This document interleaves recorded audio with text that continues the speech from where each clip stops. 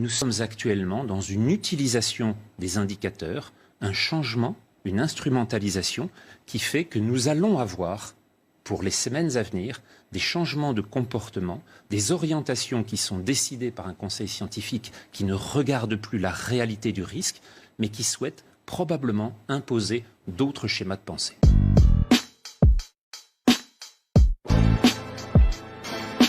Expliquez-nous, est-ce qu'on doit parler de rebond de l'épidémie, de frémissement ou de deuxième vague? Parmi tous les chiffres que vous avez montrés, ceux qui sont importants sont les 3 derniers sur les 4. Et la communication n'est faite que sur le premier.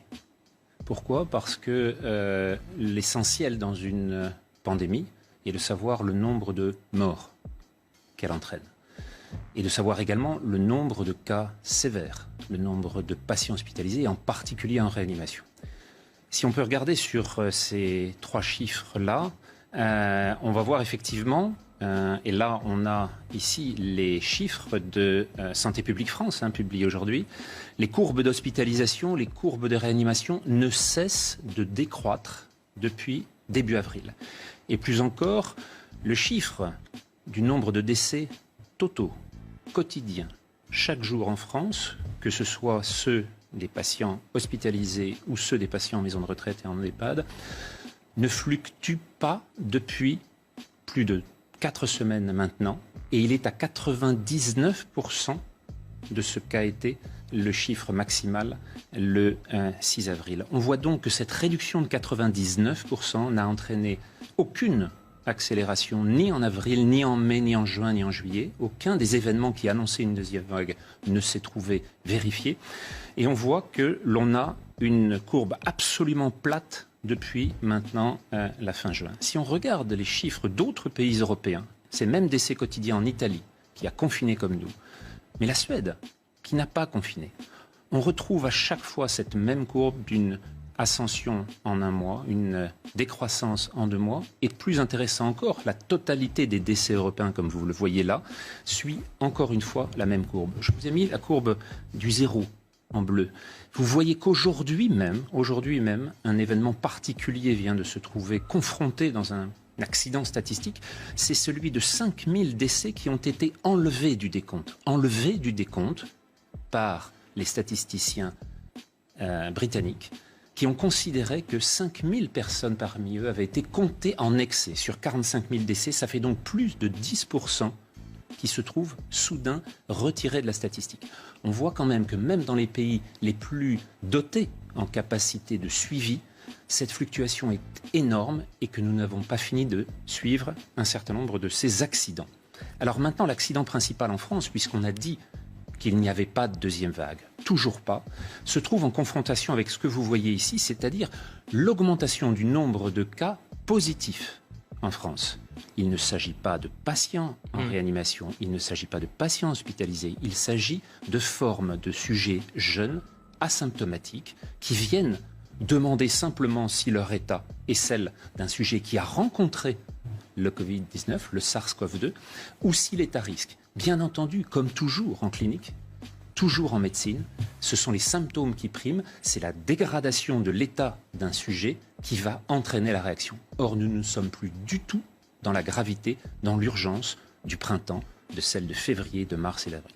Et donc, nous sommes actuellement dans une utilisation des indicateurs, un changement, une instrumentalisation qui fait que nous allons avoir, pour les semaines à venir, des changements de comportement, des orientations qui sont décidées par un conseil scientifique qui ne regarde plus la réalité du risque, mais qui souhaite probablement imposer d'autres schémas de pensée. Écoutez, franchement, cette explication déjà, elle était suffisamment claire et on voit ces chiffres. Mais là, quand je vous entends, j'ai très peur.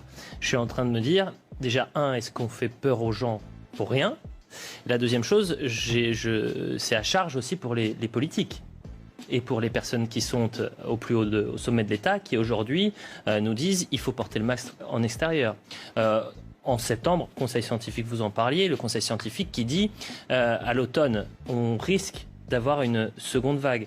Donc vous êtes en train de balayer tout ça en disant mais attendez, là les faits sont bien présents, il n'y a ni rebond de l'épidémie, il n'y a ni même un frémissement, il y a des nouveaux cas qui sont confirmés, mais ce ne sont pas des cas graves.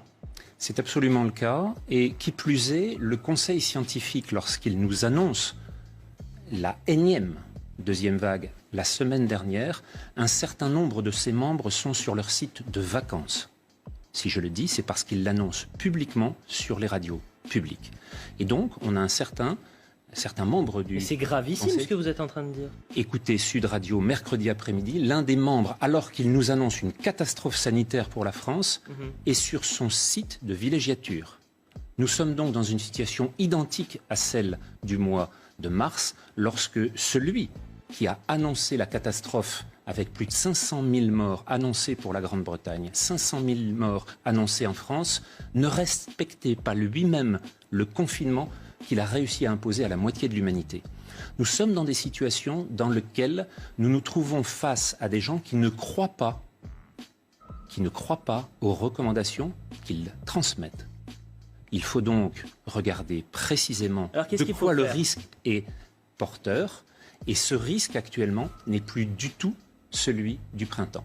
Nous sommes face à une situation qui, sur le plan épidémiologique, a largement évolué.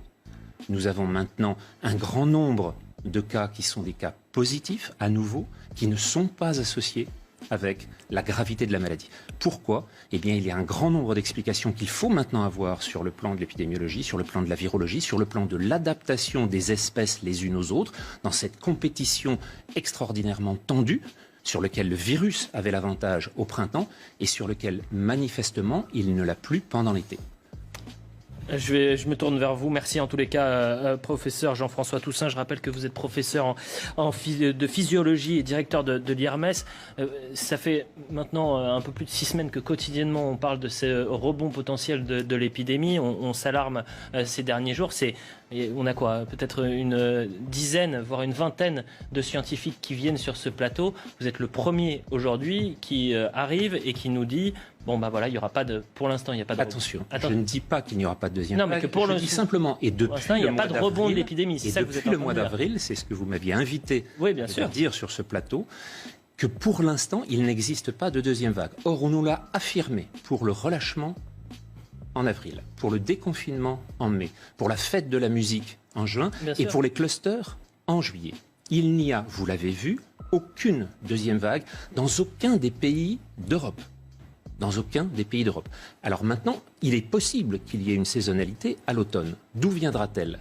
Elle ne viendra pas du comportement des Français, elle viendra des problèmes qui sont en train actuellement de saisir l'ensemble des pays d'Amérique du Sud.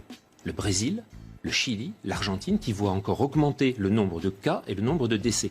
Là, en ce moment, l'épidémie est active. Si, comme pour les orthomyxovirus, c'est-à-dire les virus de la grippe, ce virus mute, s'adapte et prend une forme saisonnière, alors à ce moment-là, on va la voir réapparaître. Mais il ne s'agira en aucune façon d'une deuxième vague liée au relâchement du comportement des Français. Ce sera simplement une phase sur laquelle un virus est en train de s'adapter dans un contexte environnemental totalement différent.